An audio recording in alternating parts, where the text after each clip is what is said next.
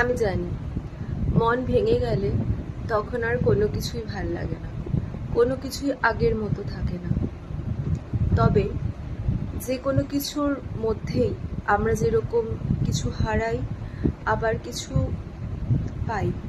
এবার সবাই বলবে এত কিছু হারানোর মধ্যে আমরা পেলামটা কি? আমরা কোনো দিন হেরে যাই না, নয়তো জিতে যাই নয়তো শিখি। এই কথাটা সবাই শুনেছ, কথাটা সত্যি। যে জায়গাটাতে তুমি হেরে গেলে সে জায়গাটাতে তুমি কিছু শিখতেও পেরেছ। যেদিন হেরে যাবে সেদিন হেরে যাওয়ার উপরে কনসেন্ট্রেশন না করে জিতে যাওয়ার উপরে কনসেন্ট্রেশন করবে।